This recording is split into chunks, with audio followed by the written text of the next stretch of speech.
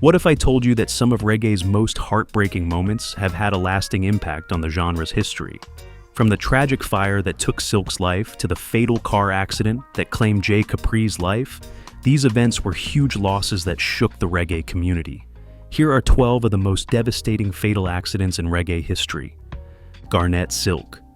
Garnett Silk grew up surrounded by music. His father worked as a sound system selector, so from a young age, Silk was constantly exposed to reggae, gospel, and the lively sound system culture that's such a big part of Jamaican life.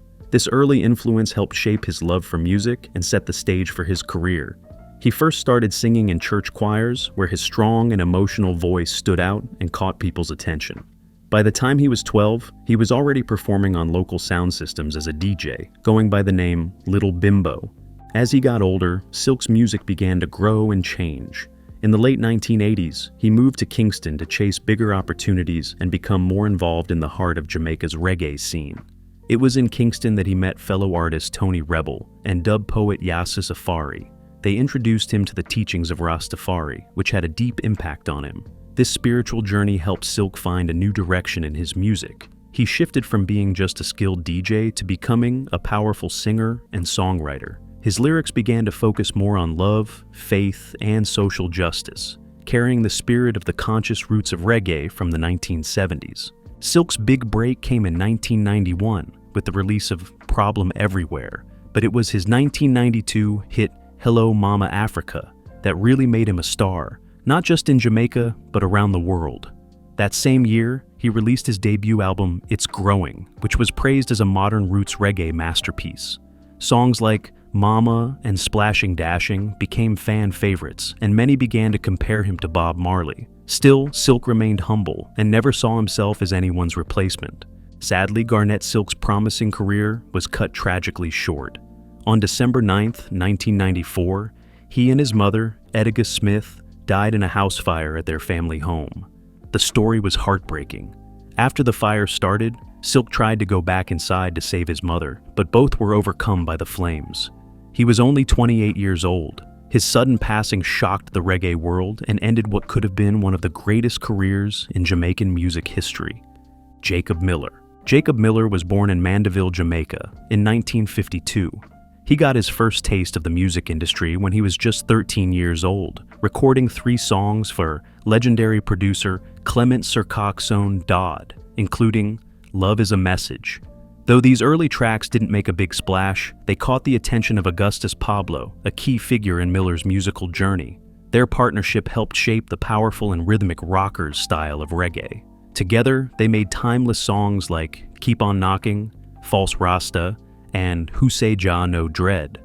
One of their most famous collaborations, Baby I Love You So, and its dub version, King Tubby Meets the Rockers Uptown, became classics, especially the dub, which is still celebrated worldwide as a reggae masterpiece. Miller's influence went far beyond his solo songs. His rich vibrato and magnetic stage presence left a mark on other great artists like Dennis Brown and George Nooks, and helped define the golden age of roots reggae. In 1974, he became the lead singer of the band Inner Circle, a move that launched both Miller and the group into the international spotlight. With Inner Circle, he recorded important albums like Reggae Thing, 1976, and Ready for the World, 1977, all while continuing a successful solo career. Songs like Tenement Yard and Tired Faye, Lick Weed in a Bush showed off his ability to move between solo work and band projects with ease, often backed by Inner Circle's musicians. One of the highlights of Miller's career came in 1978 at the One Love Peace concert.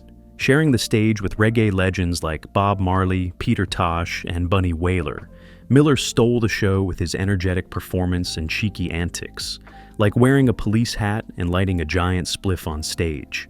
He and Inner Circle also performed a special song called Peace Treaty, written just for the event. The concert, later featured in the film Heartland Reggae, showed reggae's power to speak out on social issues and bring people together during tough political times in Jamaica. Sadly, Jacob Miller's life was tragically cut short. On March 23, 1980, he died in a car accident in Kingston at just 27 years old. He He was driving when the crash happened, bringing a sudden end to the life of an artist who had already done so much and still had so much more to offer the world. Tenor Saw. Like many rising stars of his era, Tenor Saw began his journey with Sugar Minot's Youth Promotion Crew, a collective renowned for nurturing young talent and encouraging socially conscious lyrics. This early mentorship offered him both exposure and guidance, laying the foundation for his rapid rise in the reggae world.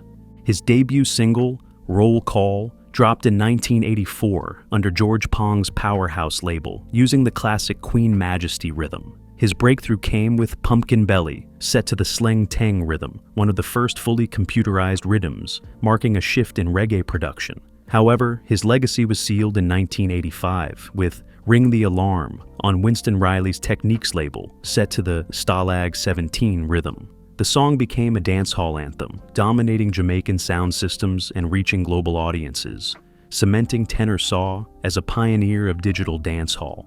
Tenor Saw bridged traditional reggae with the digital era, using his smooth, high-pitched voice and inventive melodies to inspire future artists. His 1986 debut album, Fever, showcased catchy hooks and digitized rhythms, along with reimagined 1960s and 70s rhythms. Tracks like Lots of Sign and Shirley Jones became favorites. His collaborations with top producers like Prince Jammy and Donovan Germain further solidified his influence. By the mid-1980s, Tenor Saw was touring globally, winning fans with his vibrant performances. Dubbed the Crown Prince of Dancehall, he became a global ambassador for Jamaican music, despite facing personal and financial challenges. Later in his career, he moved to Miami and then New York, where he continued to collaborate with notable artists, including Freddie McGregor, and joined the Skengden crew. Tracks like Dancehall Feeling and Bad Boys kept his name alive on the scene. His final known recording, a duet titled Chill Out, with General Doggy, hinted at his evolving artistry. Tragically, Tenor Saw's promising career was cut short in August 1988, when he was struck and killed by a speeding car in Houston, Texas. He was just 21 years old, reportedly on tour in the United States at the time. Despite his brief time in the spotlight, his influence endures, and his voice remains one of the most distinctive in the history of dancehall. Sluggy Ranks. Sluggy Rank stood out for his dedication to positive and meaningful lyrics at a time when many other artists were focusing on more explicit themes. He chose to use his music to speak about real-life issues, sending messages about unity, justice, and respect. His songs reflected his Rastafarian beliefs and his passion for guiding and uplifting young people. Because of this, he earned a lot of respect and built a strong, loyal fan base. One of his most well-known songs, 95% Black, 5% White, takes a powerful stand against injustice and criticizes the racial imbalance in the U.S. prison system. Sluggy Ranks worked with respected producers like Whitfield, Witty Henry, and King Jammy, and together they created music that reached far beyond his core audience. Albums such as Ghetto Youth Bust, 1994, helped him connect with people all over the world and spread his message even further. During the 1980s and 1990s, Sluggy Ranks released several albums, including Just Call Sluggy, 1987, Settle Sluggy, 1988, and My Time, 1999. These albums helped cement his place in the reggae and dancehall scenes. His music was not only popular in Jamaica and the United States, but also found an audience throughout the Caribbean and among the Caribbean diaspora in Europe and beyond. He toured widely, sharing his music and message across many countries. Sadly, Sluggy Ranks passed away on July 29, 2012, after a car accident in the Stony Hill area of Kingston, Jamaica. He was taken to Kingston Public Hospital, but despite efforts to save him, he died from his injuries at the age of 44. Jordan Joel Phillips.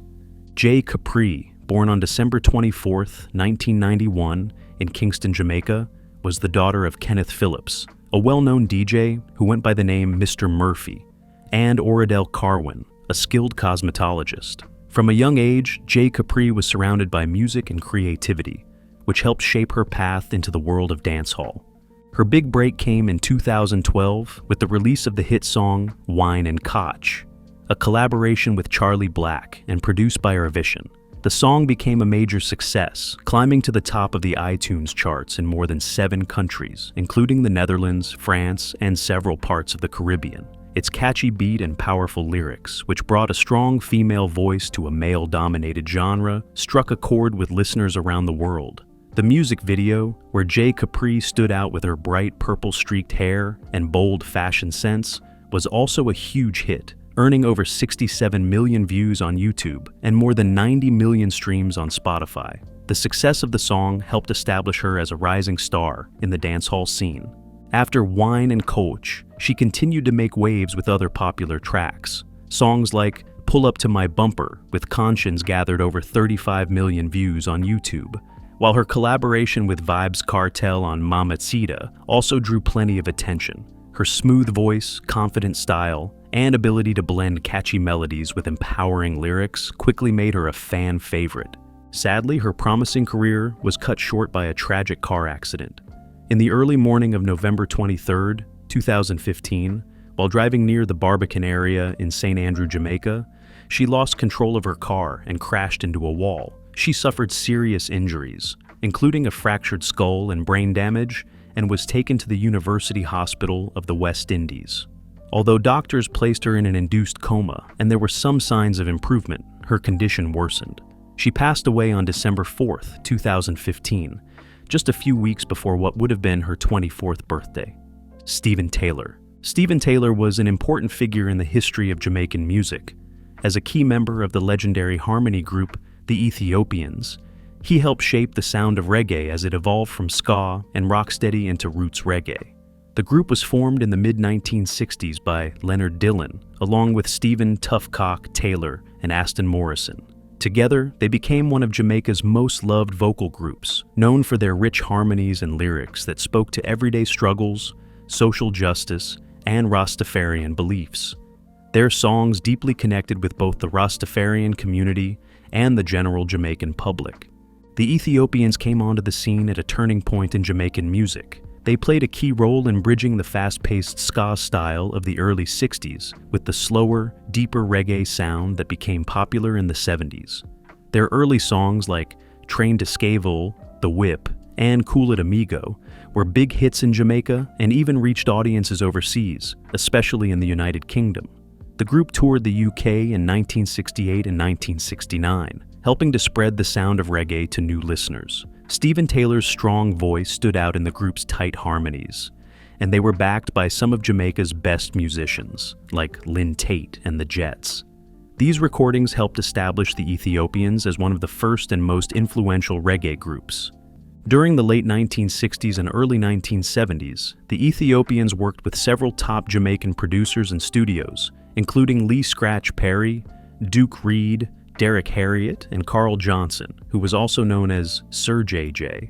Their work with Carl Johnson led to major hits like Everything Crash, a powerful song about the strikes and social problems happening in Jamaica at the time.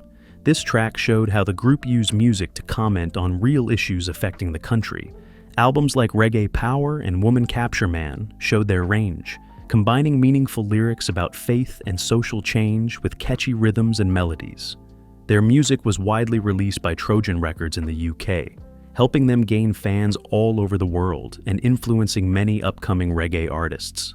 Sadly, Steven Taylor's life and career were cut short in 1975 when he died in a car accident. His passing was a huge loss for the group and for reggae music. After his death, the Ethiopians went quiet for a while, as Leonard Dillon struggled to move forward without his close friend and longtime musical partner. If you are enjoying this video, appreciate it by giving it a thumbs up. And if you have not subscribed, what are you waiting for? Hit that subscribe button. Lucky Dube. Dube's early journey into music started with Mbakanga, a traditional Zulu music style known for its lively rhythm and cultural roots.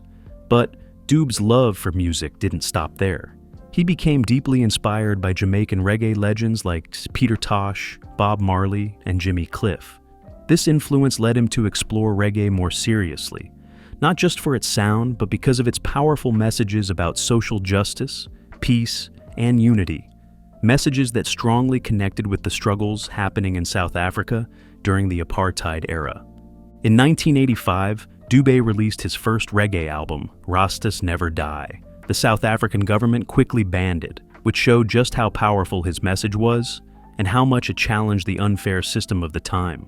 Even though it was banned, Dubet wasn't discouraged. He kept blending the steady rhythm of reggae with African musical styles, creating a fresh and powerful sound that people all over Africa and beyond could connect with. His big breakthrough came with his 1987 album, Slave, which included popular songs like Slave, I've Got You Babe, and Back to My Roots. These songs weren't just hits on the charts, they filled up stadiums. In fact, his performance in Johannesburg drew over 50,000 people, which was a record-breaking crowd at the time. As the 1980s rolled into the 1990s, Dub's influence grew even more. Albums like Prisoner, 1989, and Captured Live, 1990, sold millions of copies. Songs like War and Crime and Prisoner spoke openly and boldly about the pain caused by injustice and the lasting effects of apartheid. Dub's music was always grounded in real life. It carried powerful messages of forgiveness, unity, and hope for a better future. These themes touched the hearts of listeners around the world and helped make him the most successful reggae artist in Africa during that time. His worldwide popularity was clear when he became the first South African to perform at Jamaica's famous Reggae Sunsplash Festival in 1991. His 25-minute encore showed just how much fans everywhere appreciated his music and message. What made Lucky Dubé truly special was the way he connected South Africa's struggles with the universal themes of reggae. His albums like House of Exile, 1991, Victims, 1993, and Trinity, 1995, continued to talk about freedom, cultural pride, and the dangers of both political oppression and commercial greed. He used his voice and talent to make people think, feel, and hope. Sadly, Lucky Dube's life was tragically cut short on October 18, 2007.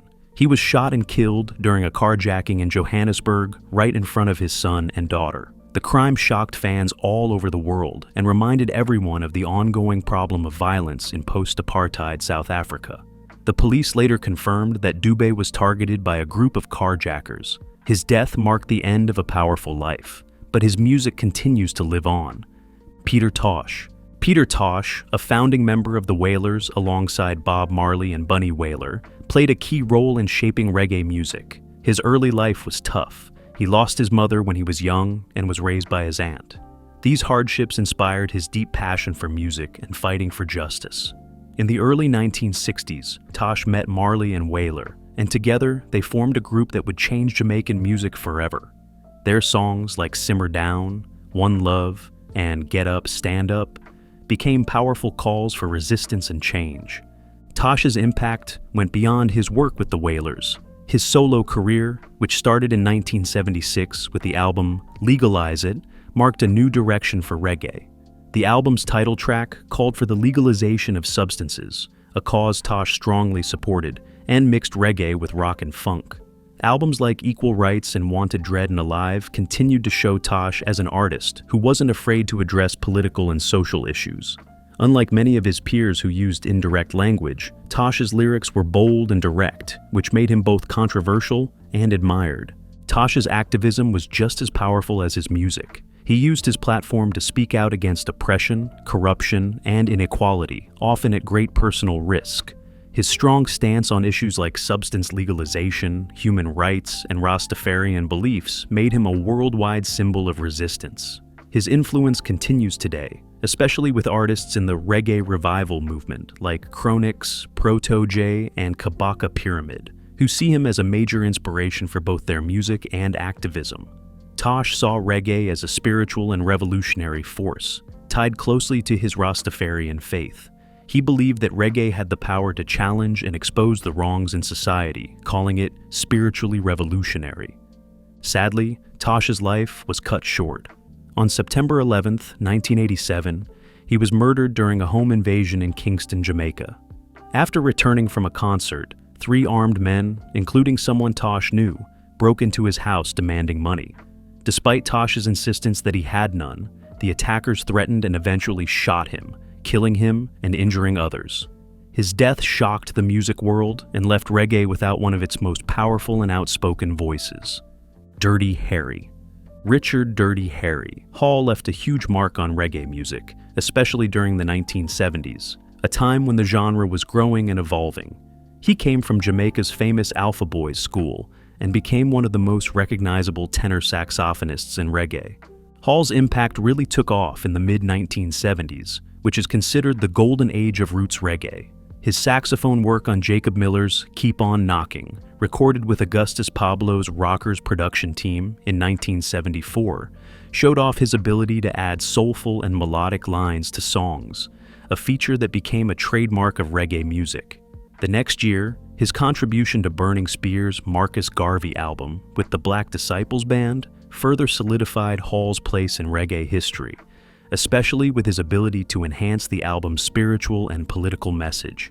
His playing on Augustus Pablo's dub masterpiece King Tubby's Meets Rockers Uptown also showed his versatility, helping create the atmospheric, echo-filled sound that influenced many dub and reggae artists after him. Hall's collaborations with Peter Tosh, especially on the Equal Rights album, were important in shaping the bold and politically charged direction of reggae in the late 1970s. His saxophone added emotional depth to Tosh's powerful anthems. Outside of the studio, Hall appeared in the film Rockers, where he starred alongside reggae legends like Leroy Horsemouth Wallace.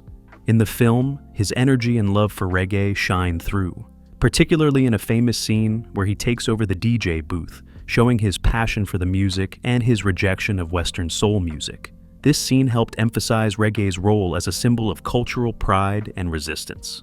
Hall's long list of collaborations with various artists and producers reflects his status as a highly respected session musician. His work on albums like Dirty Harry and the All-Stars, 1978, Jambala with Bobby Ellis, and singles like In Heat and Harder Shade of Dub show how active and in demand he was in the reggae scene.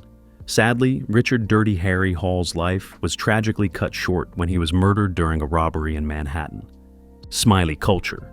Before starting his recording career, Smiley Culture was already a well-known figure in London's reggae scene, DJing with the influential Saxon studio International Sound System. This environment was a hotbed for British reggae talent, where he worked alongside artists like Maxi Priest, Papa Levi, Tippa Irie, and Asher Senator.